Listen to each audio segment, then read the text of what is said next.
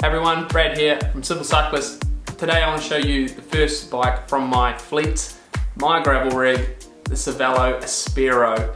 I want to tell you a couple of things that I really like about this bike, and at the end something that I don't like about it so much, which may influence the reason you may or may not buy one, but stick around for that. To start with, I want to thank the sponsor of this video, iRide. They're my bike shop, they support me heaps. Check them out, iride.net.nz. Everything on this bike you can get through them, as well as other cool gravel rigs. So check them out for more. So, a Cervelo Aspiro, what is it? First off, Cervelo really have categorized this bike as a performance gravel bike. Their motto for this bike is haul ass, not cargo. So if you're new to gravel, there's a big spectrum on that chart between basically mountain bikes with drop bars all the way through to road bikes with fat tires. Cervelo came out in 2020 with the Aspiro, and it is very much the performance gravel bike. It was sort of the first bike that really etched out that part of the category, and it's still as relevant now as it was when it first came out, stacking up against all the current bikes. These guys were really the first, and it really shows. It's an awesome bike. So let's dive in. How have I built up my Aspiro? So my Aspiro started out as a frame only. You can get the same frame on every model of Aspiro, from the very cheapest one all the way through to the really expensive one. So it's exactly the same frame on all those bikes, which sometimes makes those lower end bikes a really good deal. So mine was a frame only. It's come in this really cool gold colorway. This is the first year of the Aspiro. So even though I've only got mine recently, this is from the first year they did it, and it's still an awesome color now. Really looks good out on the trail. Specking it out, drivetrain. Bit of a funny one, this one. Bit of stock shortage issues have led me down this road. It's got GRX Di2 on it, so electronic group set. Absolutely in love with this group set. The reason I have it is it was supposed to be a mechanical build, something a bit simpler, but there was none in stock for about 6 months, and that's a global issue at that time. They had Di2, so here we go, jump on it. And it's fully electronic. Really love Di2, something I have on my road bikes the last few years.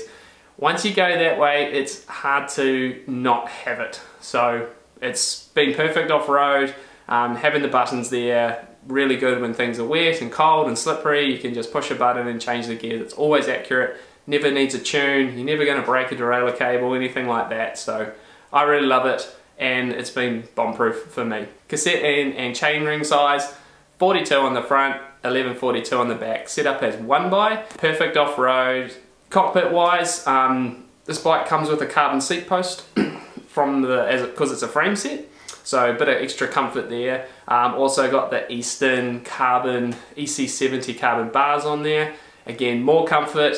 It's something they talk a lot about with the Aspiro 5, is a little bit more comfortable than this bike, but mainly because apart from the very top end ones, these all come spec with alloy seat post and handlebars. So adding the carbon ones there pretty much brings it to the comfort level of the 5 without that integrated front end to worry about. So this is absolutely best option. Rolling wheels, tried and true DT Swiss GR 1600s. They're that perfect blend of bulletproof hubs, strong aluminium wheels, but good internal rim width for your tires, but also just a good weight. They're about 1600 grams, and they're just absolutely bomb-proof. You really want a bike that's going to be, A, performs really well, but B, you just want it to be completely reliable when you're going off-road and you start to explore out further than normal places where you can't get easily picked up if something goes wrong. So the only option above these is carbon, and it's just a bit much for this bike, I feel, for the riding that I do on it, and that's probably true for most people. Carbon's a real performance thing, but these alloy wheels just absolutely hit both those boxes, and I couldn't be happier.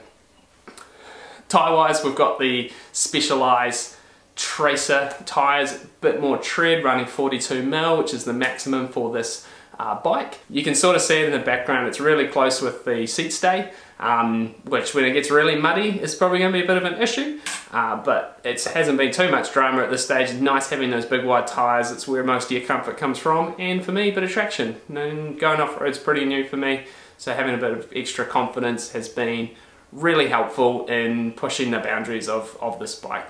Awesome guys, so that is the build spec of my Cervelo Aspiro. Now, 3 things that I really like about this bike, starting up here. non-integrated front end.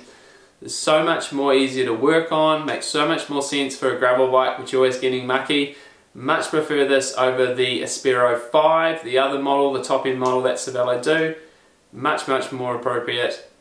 Number one. Second thing I really like about this bike is how slick it is. There are no extra boss mounts on this bike. There's a little one for a top tube bag, and you can kind of get away with a third water bottle on the big days, but apart from that, there's no rack mounts, there's nothing like that going on. There's some subtle aero cues. This bike is slick, it's totally for performance, and I like how Cervelo have unapologetically chased that route without any thought to what other brands have done. So it's the second thing I really like. And thirdly guys, I really just love how quick this bike is. Quick is often just a feeling, and obviously this is a performance bike, it's designed to go fast.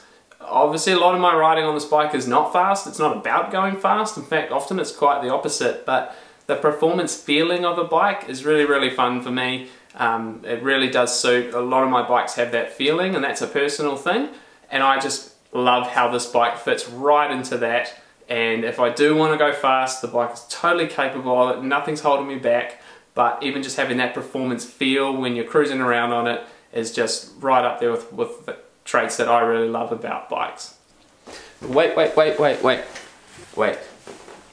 There are a couple of things about this bike that we just need to talk about very quickly. First off, when the trail gets really rough, this bike doesn't really shine that well. Ultimately, because it's a performance bike and it's got that nice performance, aggressive geometry for going nice and fast, when it gets super rough, it doesn't handle super well, and that's just a bit of a trade-off to design. But in New Zealand, a lot of our gravel, it can be very mountain bike, single track like, so you've really got to lean into the skill set to get through that. Other gravel bikes would do that stuff better, but of course those bikes then aren't that fast on the flat fast stuff, so it's a bit of a trade-off and fine by me, but it's obviously just a pitfall of something like the Cervelo Aspiro. And second of all, very much a Cervelo thing, but the BB Right bottom bracket system. Obviously it's that proprietary system that Cervelo use, and like it's good. The bike handles really well. It's designed to be, you know, stiff in that area, which is awesome. But obviously just from a maintenance perspective, it's a bit of a pain having press fit, and when it does start having an issue, it's a bit trickier to fix. So granted, so far so good on my Aspiro, but I know that's something we'll have to tackle down the line. Obviously without the integrated headset, something like a threaded BB would be primo on this bike, just to make the maintenance super simple to do at home, etc. So, but that's fine, that's a couple of things there. Obviously if those things are really annoying to you, this might not be the best bike for you, but honestly 95% of the bike is absolutely spot on. Couldn't be happier with the build and really enjoying doing the Ks on it.